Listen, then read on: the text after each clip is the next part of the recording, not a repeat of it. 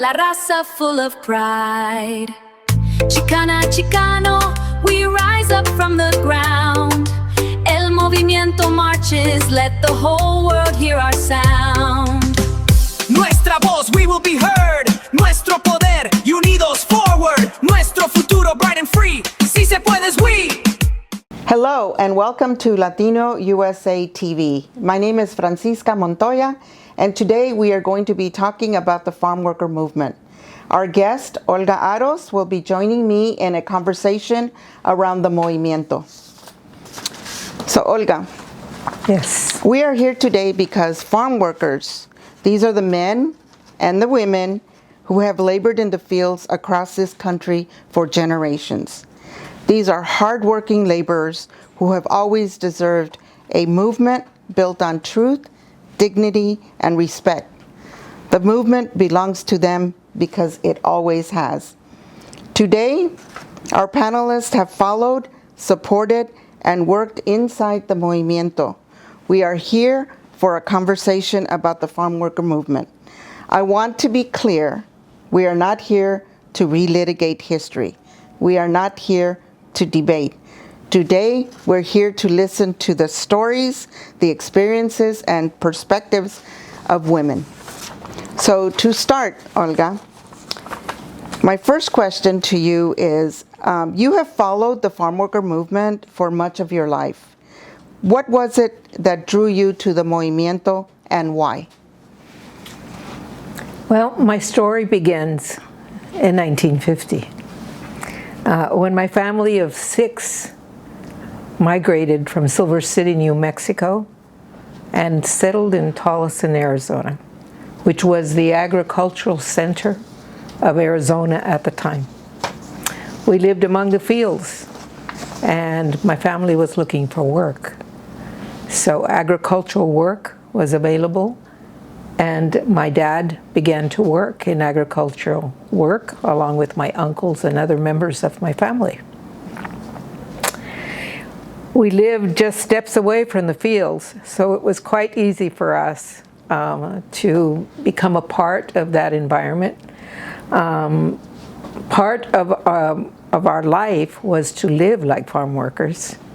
And as living like farm workers, we worked 10 to 12-hour days in the heat in Arizona. We earned low wages. We had no overtime pay and no guarantee that we would ever work again. Our work was controlled by paid contractors. And there were no facilities in the fields. There were no toilets. There was no water. There was no food. We brought our own tools. And as children, we obviously were there with our parents. And we played and worked in fields filled with pesticides, with fertilizer that had chemicals in it. And if we got sick or we were hurt, injured, there was no medical assistance of any type. So that was our lifestyle as farm workers, and there was many of us. Most of them in Tolleson were Mexican Americans, but we were also joined by others. We spent a great deal of time working in the fields, playing in the fields. It was part of our environment. And in spite of our poverty, which it was, we survived. We had homes, houses to us, very small homes, rental homes that had that had communal facilities in them, bathrooms and showers. But to us, some would have called them probably labor camps. But to us, it was our home. And my mother spent a lot of time making it our home. So that was the lifestyle that we lived. But there was many others that were farm workers that also lived that lifestyle, harvesting seasonally and all kinds of crops that grew wherever they were in abundance. Thank you, Olga. So some people have asked me over the years, because I worked as an organizer and an activist, and so they have asked me, so what was I fighting for? And I think it's important to note that after college, I spent 10 years organizing farm workers in Western Maricopa County. So I saw and I experienced a lot of abuse of our gente working in the fields. So what was it that we were fighting for? We were fighting for dignity, for respect, and for justice. And really to be considered equal and not less than. We were fighting for labor and human rights, the right to collective bargaining. That means the right to a decent wage. When in 1977, the 3,000 onion workers that came out on strike in West Phoenix, they hadn't had a wage increase in over 15 years. That means the right to job security. It means, as you mentioned, the right to decent hours with breaks. Very common for farm workers to work 10 to 12 hours, including weekends. It also means the right to be provided with transportation. Many workers, as you and I know, they gather in a particular location, and from there they have to go to the work site. Sometimes the work site is 45 minutes, an hour, even up to an hour and a half. So the right for the grower and the employer to provide transportation, but most important, the right to be represented by a union, and also protections provided by the employer, the right to have access to water, the right to have bathrooms in the field, the right to not have to work when pesticides are being sprayed. I grew up as a farm worker. I grew up in the movement. And as a teenager, I worked picking grapes and lettuce under a union contract of the United Farm Workers Union. So I was able to see as a teenager the difference between what it's like to work under contract and what it's like to be protected and what it's like to have rights, as opposed to not being in that situation and just being hired to do a job without any protections. So yes, we can see that farm workers have gained a lot, but at the same time, there's a lot of work that needs to be done. Everything changed for my family in 1965. My uncle joined the Farm Workers Union, and he came back from California spreading the word about the grape boycott to all of the families that lived in Tolleson. We listened. We couldn't believe. We were a little bit hesitant to join the union because that meant, for us, losing our jobs very quickly. To picket, to strike, to walk out of the fields would mean a loss of jobs, possibly for a very long time. It was the first time that we met Cesar Chavez, and we heard his words. And his words were collective bargaining. His words were a collective voice. We're stronger together if we're united. He talked about dignity, and he did talk about respect.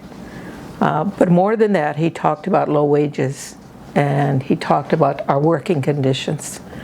And we all knew what those were, and so we believed.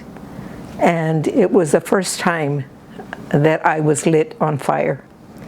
And lit on fire because I knew that if we were successful, that it would change forever the life that my family and myself were living at the time. And that included all of my friends who also worked in the fields with us, and families that traveled and migrated to California and back. It would change our lives forever. It took us some time to trust that a union could possibly be formed, because we worked alongside foreign workers, the braceros that came in from Mexico, and they themselves had contracts. We didn't. And we knew this. We work with Filipinos that were part of another union.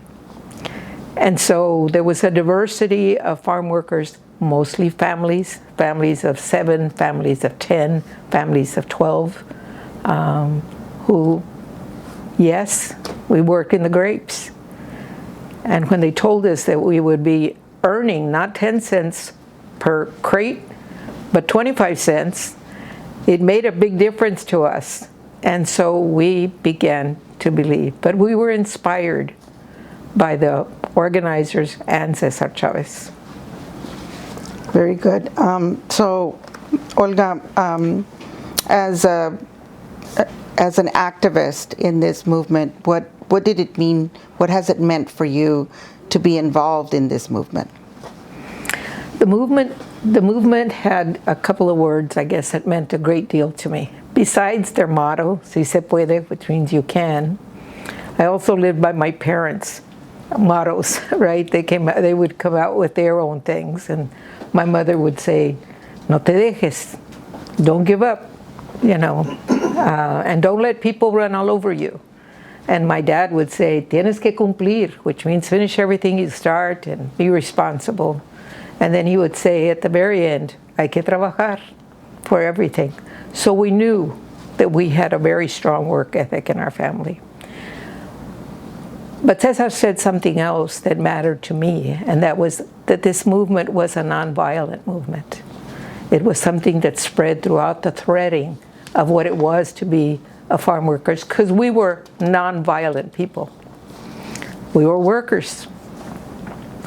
But we knew at the time that that was important too, that being in a movement involved in nonviolence, but strong, meant the world to me. It touched me in every part of who and what I would become. I totally agree with you. As I said, you know, I grew up in the movement, and it formed and shaped who I am as an individual. So I learned early on that that we had rights, but that we had to fight for them, that we had to come together as a collective to have strength and to have power. You know, I learned that we had a voice, and that in order for us to really be ourselves, we needed to use that voice. And I also learned that there's a lot of opportunities for learning in the movement, because when you're out there in the picket line, when you're out there boycotting grapes and lettuce at the stores, you're meeting people and you're having to explain to them why you're doing what you're doing. And that in turn creates leadership within individuals to be able to share their stories of why they are there. And so I think that the farm worker movement for me not just formed and shaped me, but it was a pathway for me to go to college, for me to get an education, for me to come home and inspire me to go out there and organize farm workers, which I did for 10 years. And it was the best thing that has happened in my life, because it built a solid foundation in me as an individual. And I've been using my voice ever since. You know, I completed school, high school.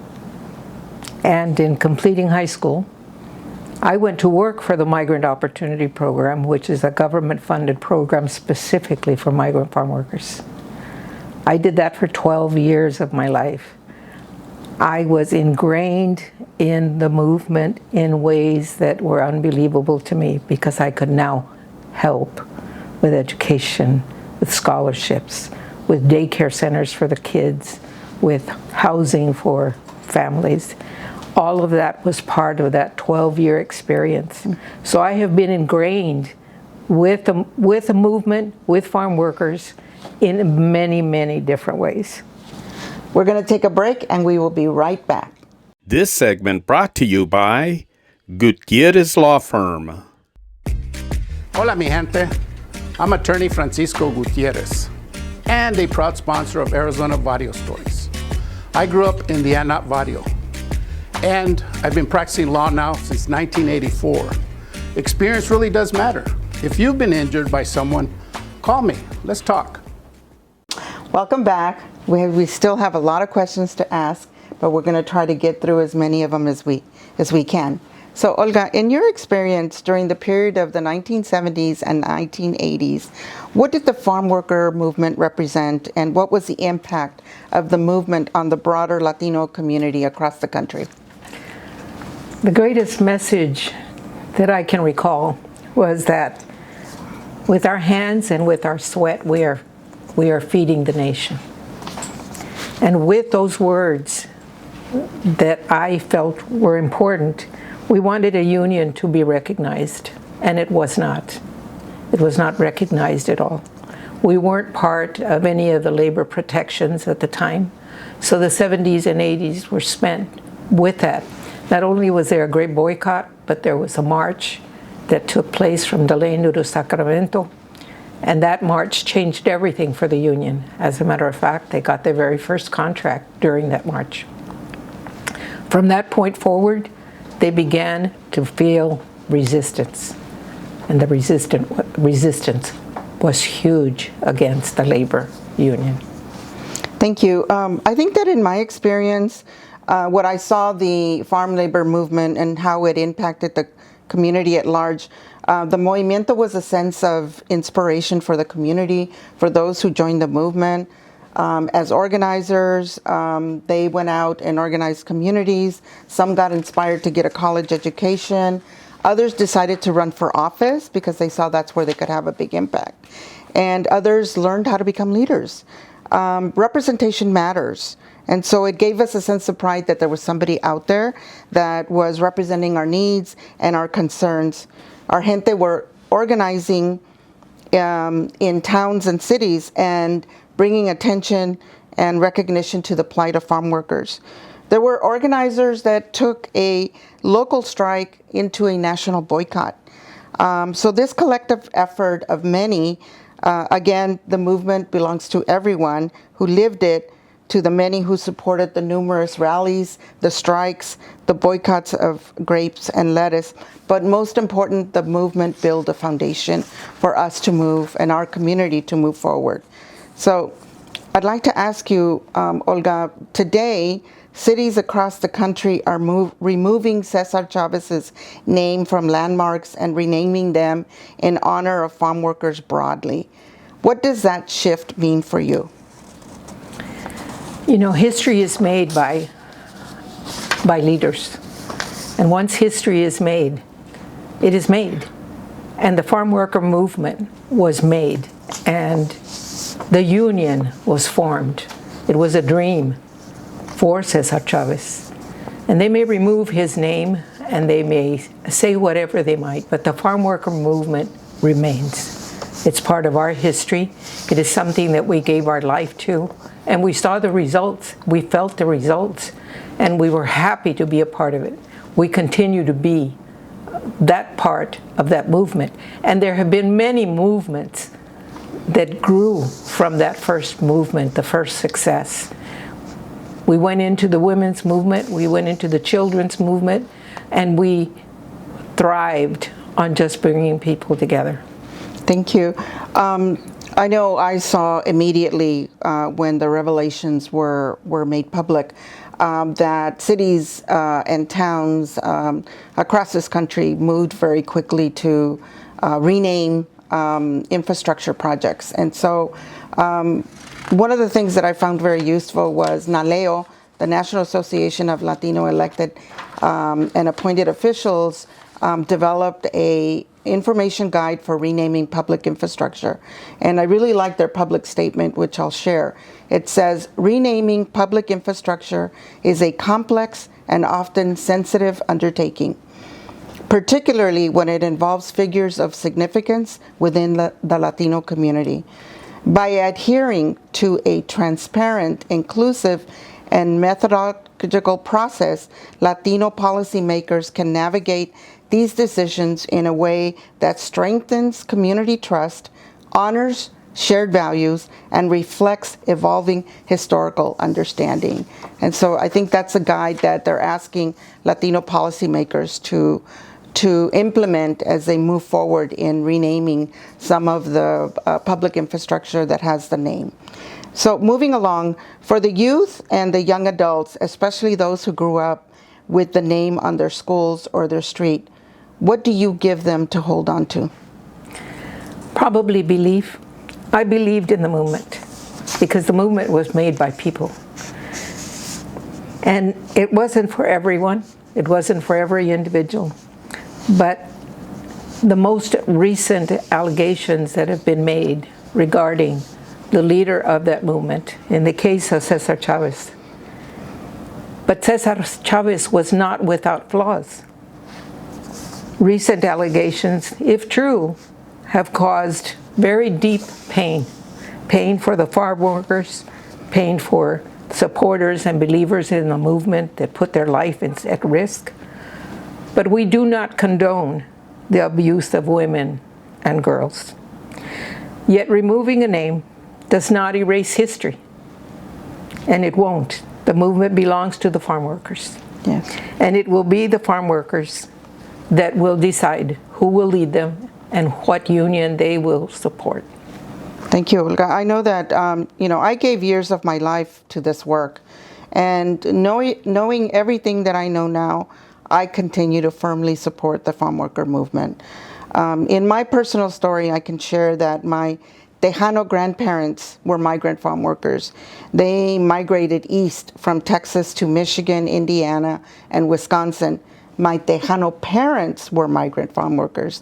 They migrated from Texas to Oregon, Idaho, where I was born, and Arizona. So it's my history, and it's one that I'm proud of. When I reflect and look back at the beginning of the Movimiento, I see that the movement began in the fields, in the dust, in the heat, and in the long days of exhausting labor endured by many women and men who fed this country and continue to do so. It was built by many who had the courage to stand up and fight, who wanted change in the workplace, and who fought at great sacrifice. Because in the end of the day, they wanted nothing better than a better future for their children. So to close today's program, one final question. To the audience that is listening to this program, what is the one thing you want most for them to hear from you? That the farm worker movement is a story of resilience. It's a story of struggle. It's a story of hope.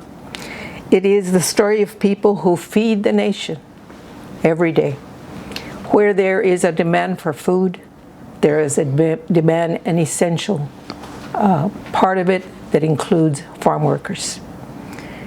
And it is a story that continues in the fields, in the communities, in organizations, in the Mexican-American community specifically, but it should be a story that is American. Thank you. I would add to that the farm worker movement is part of our Chicano history. Farm workers, as you said, they pick the fruits and the vegetables, and they bring food to our table every day. Farm workers represent an economic boom to our economy. And let's remember that they are essential workers. The country learned this during the COVID pandemic. The movement was shaped by many leaders who fought for the opportunity for equity in our communities. Y la lucha sigue. So to close, I'd like to say that the farm worker movement was always about the people who make up the Movimiento. It included farm workers, students, professionals, the elderly, and other communities who believed it was time for farm workers to get their fair share in life. It was about a mother who had to work in the fields to support her family, a father who wanted his children in school instead of picking crops beside him. It was about people in the fields fighting for dignity and respect, labor protections, and a decent living wage. Throughout the years, It was and continues to be the farm workers who build the movement, alongside many supporters who continue to carry it forward. Their labor is honorable, and their struggle for dignity is real. Thank you, Olga. Thank you for every person who chooses to honor farm workers by staying in this fight. Sí se puede. From the fields of Arizona to the valleys wide, brown hands that feed the world, la raza full of pride. Chicana, Chicano, we rise up from the ground. El Movimiento marches, let the whole world hear our sound. Nuestra voz, we will be heard. Nuestro poder, y unidos